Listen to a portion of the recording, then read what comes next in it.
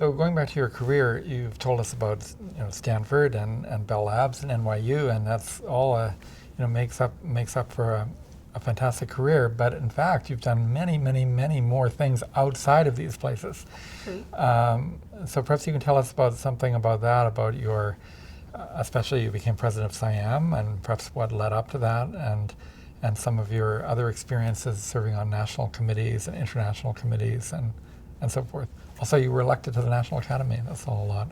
So I've already told you that I was part of the self-generated student committee at Stanford, because maybe it's dating back to when I was at Sylvania and felt I had no power over anything. Not that I want power, but just to sort of have something to say about it.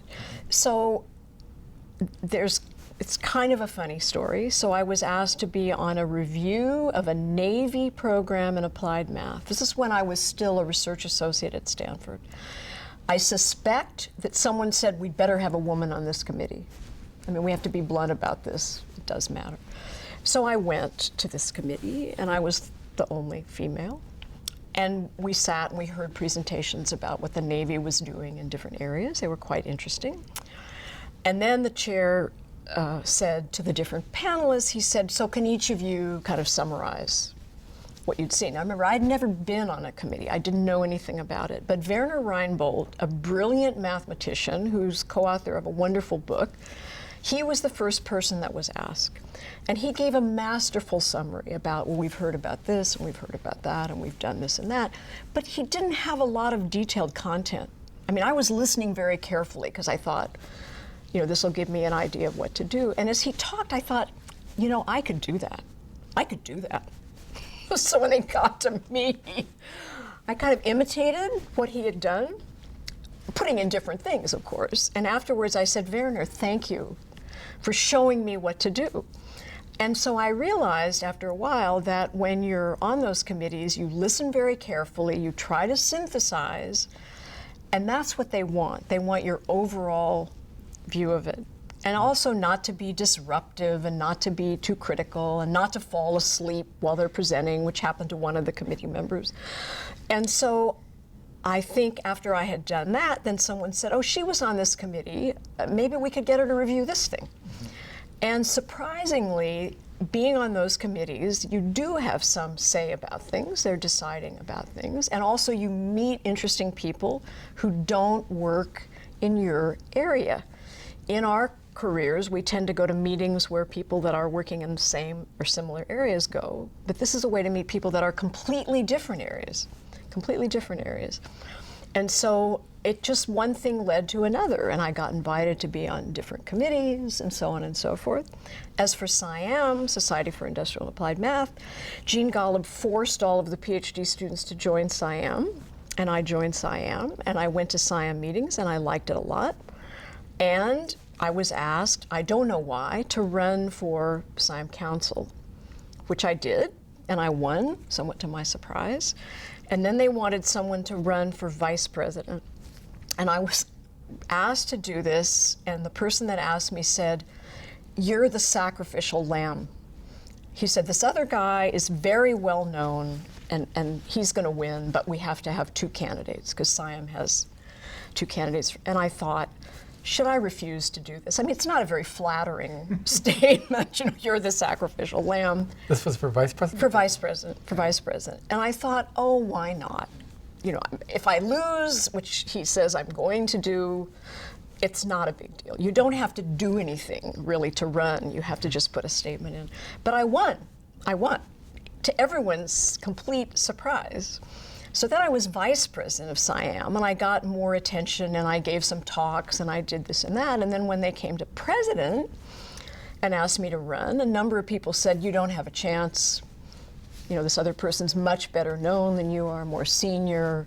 We have to have two candidates. And I wasn't expecting to win. I just thought, okay, again, it's an honor to be asked. And again, much to my surprise, I won. So how did it happen?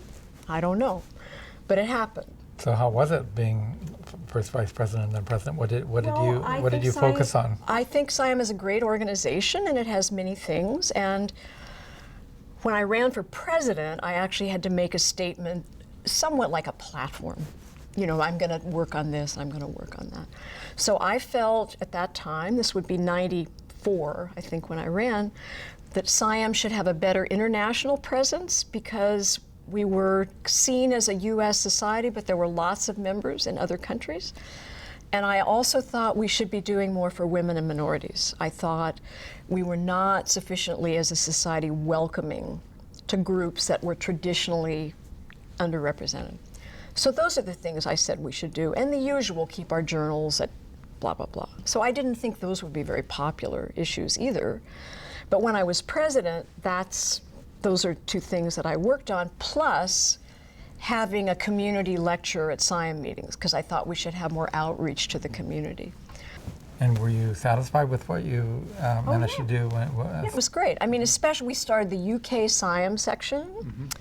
We had other sections that wanted to form in other countries, which I thought was great. The minority and women thing, I was very happy that the AWM became more, Association for Women in Math, became more involved in SIAM meetings. And Diversity Day, which we called it, was something that we did. So I'll just say a comment about that.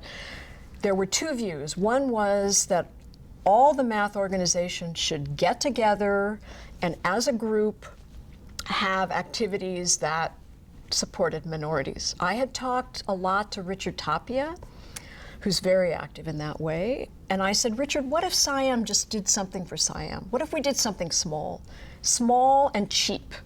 So you want to sell it to the board, you don't want to say we need $50,000, you say we need $5,000. And people are willing to help, and companies were willing to donate money to have that happen. And we had it in Charlotte, North Carolina. There were some minority institutions nearby. I personally called all the chairs of the departments and said, we're having this event. Can you send your best students? They were thrilled. They came. I mean, I loved it. I thought it was great. And, it didn't need all the societies and a big activity. So sometimes in things I've done, this is true for women as well, I've said, let's just have a small thing that we do. It's not going to change the world, but it will make a difference to a few people. And it will set the tone.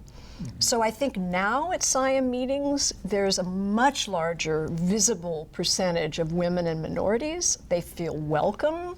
They've been shown that the society cares about them. And to me, that's very important.